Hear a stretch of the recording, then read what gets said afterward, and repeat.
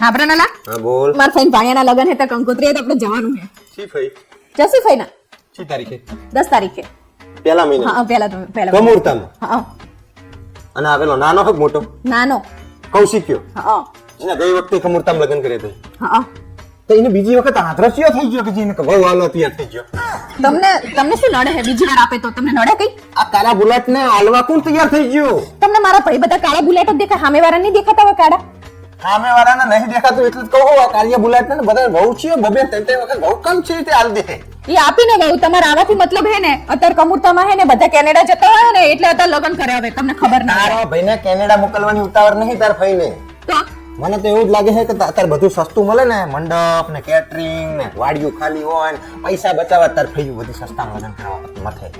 તમે મારા ભાઈ વિશે આવું શું કામ બોલો? હઈ રહ્યા બચારા હે ને એને જવાનું હે ને એના હિસાબે ગોતે હે અને અત્યારે હે ને અને સોડી મને લાગે પીઆર હશે કેનેડાની. બોલ સાચું બોલ.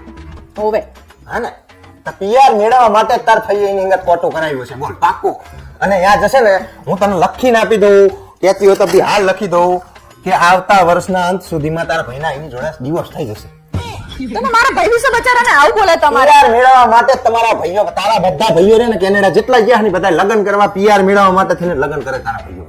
અત્યારે બધા ઓર્ડર જલ્દી નો થઈ જાય ને એના હિસાબે બસ હું એ જ કહેવા માંગુ તારી ભાઈઓ રે ને બધી પૈસાની લાલચુ બૂચ મારું બધાય આખા ગામના બૂચ મારું. તમે તમારે લગ્નમાં આવવાનું હોય કે નહીં આવવાનું? આવવાનું જ છે અને પોરા પગ કરીને બેહી જેમ આપણા ઘરે લગ્નમાં ઈ પોરા પગ કરી પડતા ને જમાઈ આમાં તકલીફ છે જમાઈ મારી છોડીને આમ રાખજો જમી હવે હું બધું જ કહીશ ને આમ ભરાઈ બધું જોડે યાદ રાખજો.